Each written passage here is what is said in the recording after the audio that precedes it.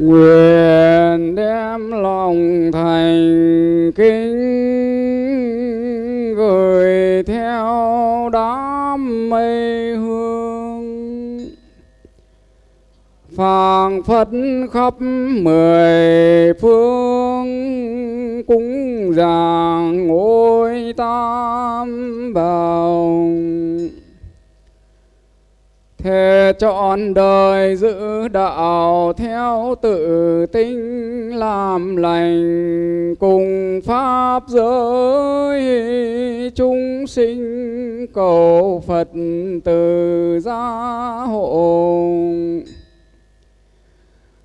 Tâm Bồ Đề kiên cố, chí tu học vững bền, xá bể khổ sông mê trong quay về bờ giác.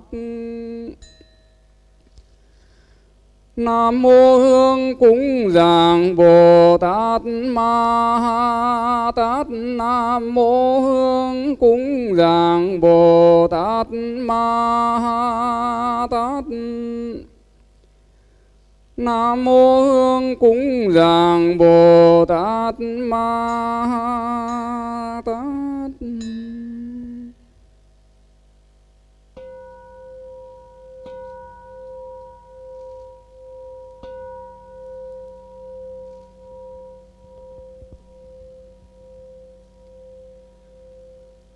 Dốc lòng kính lễ Phật Pháp Tăng Thượng ở khắp mười phương.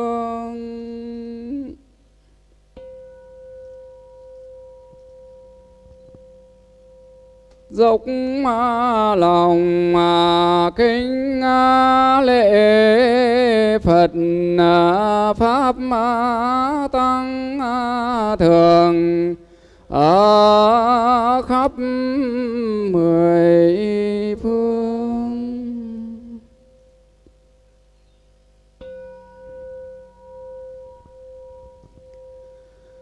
Dốc lòng kính lễ Phật Pháp Tăng Thượng ở khắp mười phương.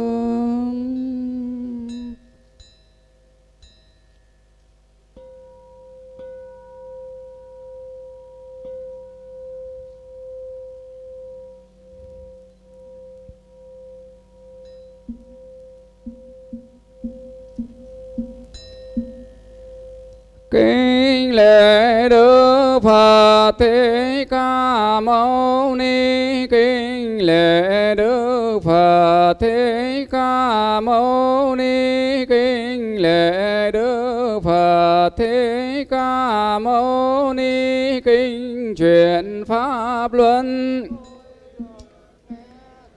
Một thời Thế Tôn trú ở vườn Nai gần Ba La Nại. Bấy giờ Thế Tôn gọi 5 tỳ khưu đến dạy thế này: Thái cực người tu nên tránh, một là khoái lạc say đắm ngũ dục, hai là khổ hạnh ép sắc hành thân, đưa đến hậu quả hủy hoại thân tâm. Con đường Như Lai đã tìm ra được là đường trung đạo, tránh hai cực đoan, giải thoát an vui. Có 8 chi phần: nhận thức chân chính, tư duy chân chính, ngôn ngữ chân chính, hành động chân chính.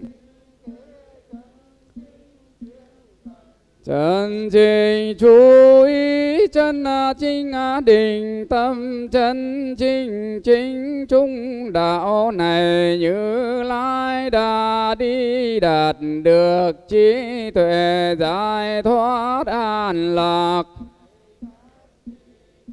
Giác đạo là gì? Chính là con đường đối diện khổ đau mà nhận thức được nguyên nhân sinh khổ vì muốn thoát khổ.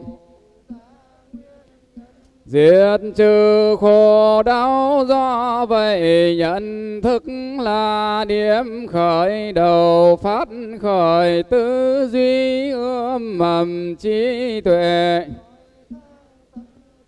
Ngôn từ hành động sinh kế chuyên cần đều hợp chính đạo giúp cho hành giả xa lánh ràng buộc giải thoát an vui. Có bốn sự thật người tu phải thấy sự thật về khổ nguyên nhân sinh khổ, sự thật hết khổ con đường thoát khổ. Màu nhiệm vô cùng gọi tứ diệu đế này các tỷ khổ. Sự thật thứ nhất là hiện tượng khổ sinh già bệnh chết. Lo lắng sợ hãi thất vọng khổ não chia cách người thân chung đụng. Kẻ ghét tham lam bám víu năm uẩn là khổ.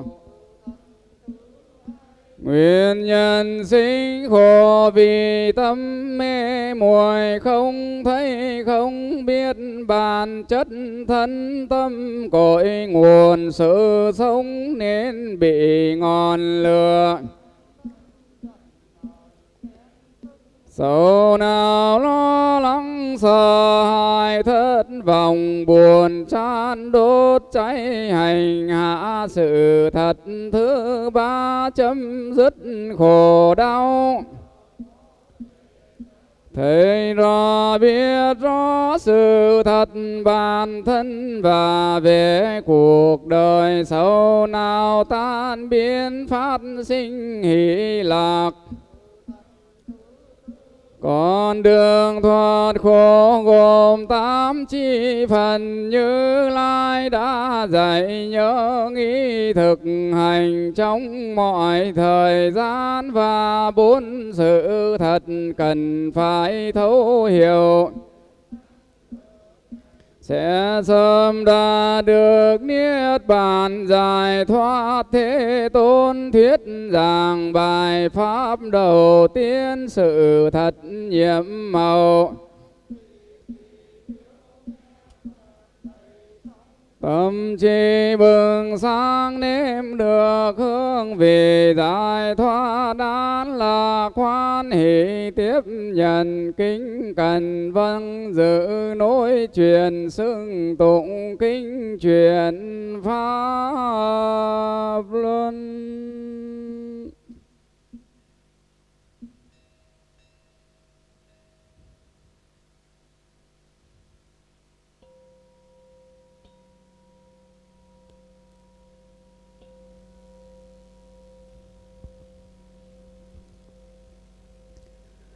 Con về nương tựa Phật thấy khắp cả trời người đấng trí bi toàn vẹn.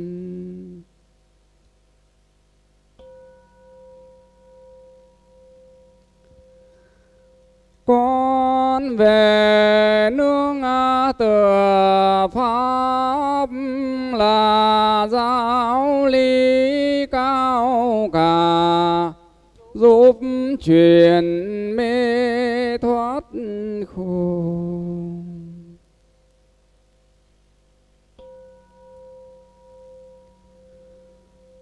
Con về nương tựa tăng trung xuất gia thanh tịnh, sáu căn thường vắng lặng.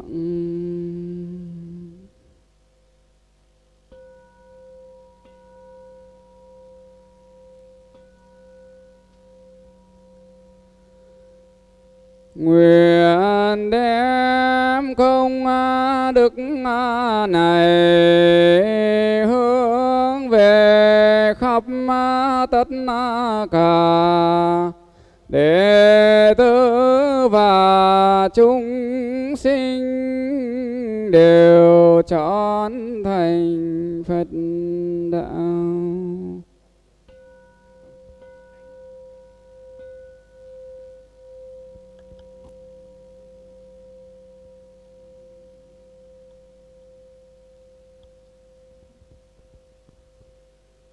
Nam mô A Di Đà Phật. Nam mô A Di Đà Phật. Nam mô A Di Đà Phật. Đà Phật. Nam mô A Di Đà Phật. Nam mô A Di Đà Phật. Nam mô A Di Đà Phật. Nam mô A Di Đà Phật. Nam mô A Di Đà Phật. Nam mô A Di Đà Phật. Đà Phật. Nam mô A Di Đà Phật. Nam mô A Di Đà Phật. Nam mô A Di Đà Phật. Đà Phật. Nam mô A Di Đà Phật. Nam mô A Di Đà Phật. Nam mô A Di Đà Phật. Cung rước nhục thân kim quan của Đức Trưởng Lão Hòa Thượng Thác Tử nhập Lê Hoàn Bảo Tháp. Chư Tôn Đức, chúng ta vào vị trí làm các nhiệm vụ của mình. Di Đà Phật. Nam mô A Di Đà Phật. Nam mô A Di Đà Phật. Nam mô A Di Đà Phật. Đà Phật. Nam mô A Di Đà Phật. Nam mô A Di Đà Phật. Nam mô A Di Đà Phật. Đà Phật. Nam mô A Di Đà Phật. Nam mô A Di Đà Phật. Nam mô A Di Đà Phật.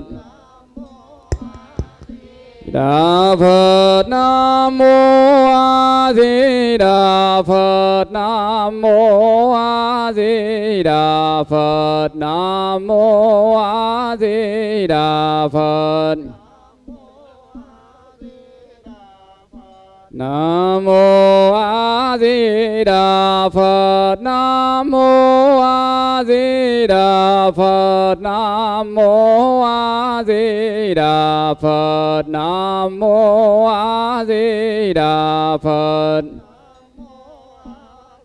Đà Phật. Nam mô A Di Đà Phật. Nam mô A Di Đà Phật. Nam mô A Di Đà Phật. Đà Phật. Nam mô A Di Đà Phật. Nam mô A Di Đà Phật. Nam mô A Di Đà Phật. Đà Phật. Nam mô A Di Đà Phật. Nam mô A Di Đà Phật. Nam mô A Di Đà Phật. Đà Phật. Nam mô A Di Đà Phật. Nam mô A Di Đà Phật. Nam mô A Di Đà Phật. Nam mô A Di Đà Phật. Nam mô A Di Đà Phật. Nam mô A Di Đà Phật. Nam mô A Di Đà Phật. Đà Phật. Nam mô A Di Đà Phật. Nam mô A Di Đà Phật. Nam mô A Di Đà Phật.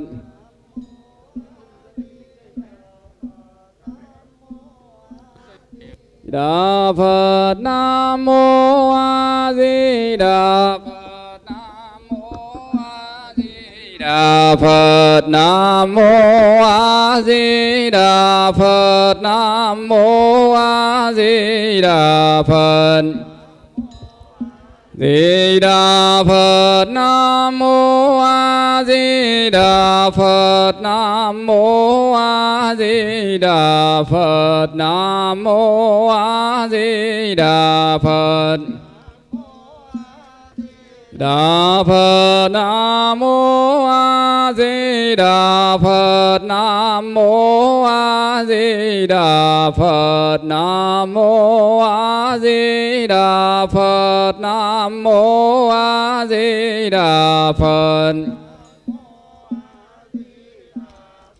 Nam mô A Di Đà Phật. Nam mô A Di Đà Phật. Nam mô A Di Đà Phật. Nam mô A Di Đà Phật. Nam mô A Di Đà Phật. Nam mô A Di Đà Phật. Nam mô A Di Đà Phật. Nam mô A Di Đà Phật. Đà Phật. Nam mô A Di Đà Phật. Nam mô A Di Đà Phật. Nam mô A Di Đà Phật. Nam mô A Di Đà Phật. Đà Phật. Nam mô A Di Đà Phật. Nam mô A Di Đà Phật. Nam mô A Di Đà Phật. Nam mô A Di Đà Phật. Nam mô A Di Đà Phật.